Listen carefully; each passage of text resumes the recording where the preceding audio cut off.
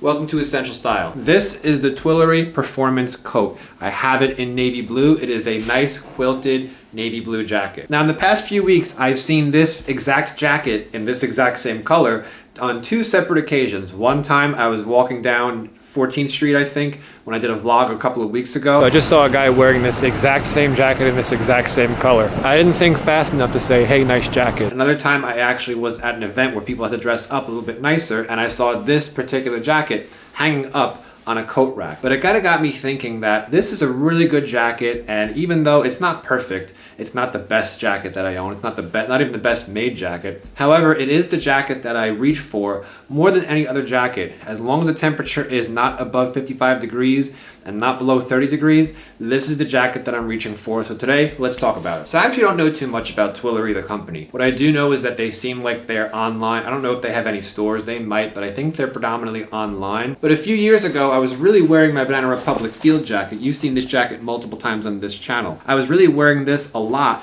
Then Banana Republic did something which was, I don't know why they did this. They discontinued this jacket and they didn't actually remake it the next year. So for the longest time, I felt like I couldn't really wear this jacket. I had to be really careful with this jacket because if I lost it, I couldn't get another one because they discontinued it. Now I did do some Google searches for some field jackets because this is actually a 4-pocket field jacket, but I started to go into quilted jackets as well. This is actually where the Twillory quilted jacket came up, and I looked at it and I said, you know, that actually seems pretty good. The price point was a bit higher than the Banana Republic one, but I think I paid a little above $200 for this. Right now, time of filming this video, it is, the list price is $269, but it is $199. They do have a discount because we're in the holiday season. By the way, I will link this jacket below. It's not an affiliate link. I don't have an affiliate set up with Twillory, the company. They're obviously not paying me to do this review. This is just my own personal opinion. Just trying to link it to make it easier for all of you that are watching. And by the way, thank you for watching. So back to the story. So naturally, I chose navy blue for a long time, and probably still, I really like that color navy blue. I just find that it matches with everything. So I got this jacket in and I put it on first, and I kind of liked it. Now, one thing that I was actually pretty impressed with was it does have some stretch in it. So it's actually pretty cool. This is what the Twillory Performance Coat or quilted jacket looks like from further away. It does have a little bit of length to it, and this is actually something that I appreciate. So the length on this jacket is actually perfect. I mean, this is the perfect length. It's not too long. If it gets too longer, it gets to be too formal. But if it's too short, then it starts to feel like a denim jacket, a leather jacket, a trucker jacket, or just a more casual jacket, which are great, but they're also not going to be as warm, and they're not going to be as formal, or you're not going to be able to dress it up as much as if the jacket has a bit of length. The stretch, the length, the fit, absolutely flawless. Speaking of the fit, it hits right here at my shoulders perfectly fine.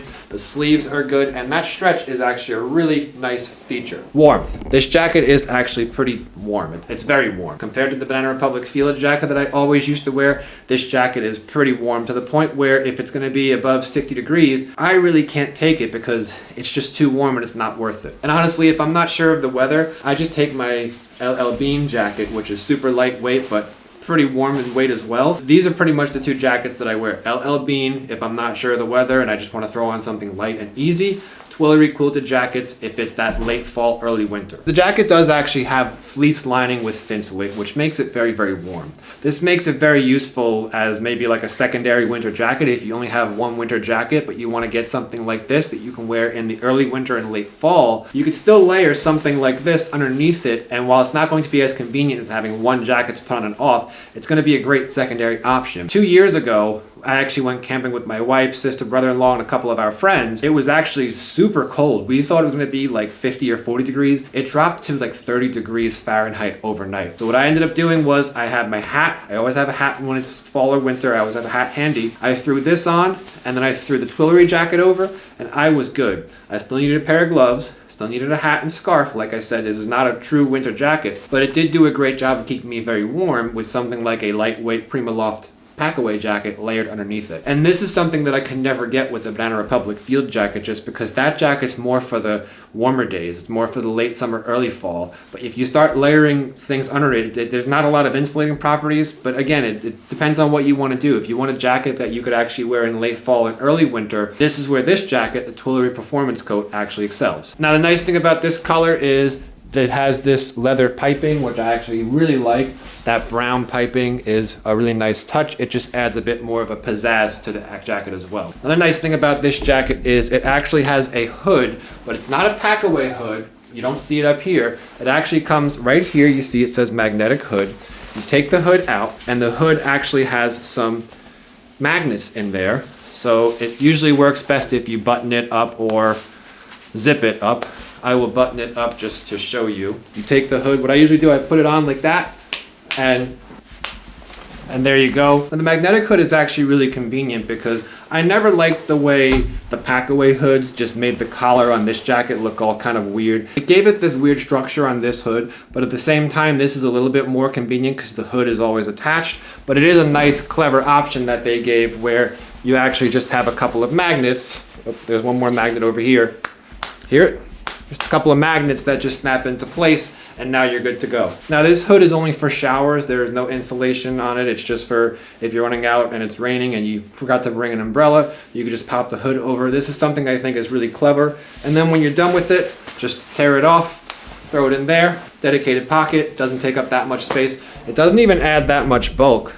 I mean, it adds, you can feel it's in there, but it doesn't even really add that much bulk. This is something that I actually appreciate about this jacket is they took the time to make it stylish so that it wouldn't ruin the lines of the collar, but also made it as convenient as they possibly could. Cons, things that I don't like about this jacket. The biggest con is this collar. If you could see right here, if I wear the jacket open and if I'm not careful, the collar tends to fall in on itself. I like the stand collars. I like it when it goes like that. That's the look that I really appreciate, and this is the look that I always look for when I'm buying a jacket either with a hood or even without a hood. I like that collar that just kind of goes up, and then again, like we're saying, creates that V shape. Big, broad shoulders, narrow waist. So if you're going to the gym like you should be and doing strength training, this is actually going to help build up your muscles and slim down your waist. What happens with this collar sometimes, especially if I have the jacket open, it ends up folding over on itself. Now, that V shape is more like a weird W shape. I don't know what you call that. But it goes up and then it goes inward on itself. Not the look that I'm going for, and this is the biggest gripe that I have with this jacket. Now, because this jacket is so versatile and I enjoy wearing it other than that, a couple of workarounds I've found. Number one would be just button the jacket up. With the jacket buttoned up, it kind of forces that collar to stay like this. It forces the zipper part or the button part to go narrow, and it forces the collar to stay wider than the actual rest of the jacket, which is what I want, and probably what you want as well. It's going to make you look better. I tend to always like to either button or zipper my jackets up. If it's windy, I don't want them flying everywhere, and I just think it looks better too, because if you have a jacket and it's like this, it doesn't really do too much as far as helping slim down your waist, but if you start to button it up, even just the two buttons. You can zipper it too, but buttoning is just easy just for the look. When the collar does fold in on itself, it still maintains that V shape. It's not perfect, but this is totally acceptable for this jacket for me, and since I get so much use out of it, I'm okay with this. Lining, sleeve lining. Sleeves have this white lining, but over here, probably because I always wear a watch with this jacket, or I always wear a watch pretty much all the time, it did kind of push this lining and stretch it out to the point where the lining on the left part, the left sleeve where my watch is, does poke out more than the lining on my right sleeve. Is it a big deal for a jacket that's about $200? No, it's not, but it is something else I've noticed. And I would say the third and fourth thing is the zipper. The main zipper is pretty decent. The main zipper actually does a decent job of never getting stuck, except for right now, it just got stuck. The zippers over here on the sides, these zippers are decent. I tend to not use them because they get stuck a lot. See, like the one on the left side just gets stuck constantly. I can't stand when jackets have zippers that get stuck. So they did skimp out on the zippers a little bit, and they did skimp out. I don't zipper this one. Well, this one is okay because there's not a lot of fabric right here with the hood. But that seems like that's one thing that they chose to save some cost on. For a jacket at this point, you can't expect the world. And now the fourth con, and this isn't really much of a con, I'm just kind of spoiled because of some other jackets that I've worn, would be water resistance. This jacket is water resistant, but it's not waterproof.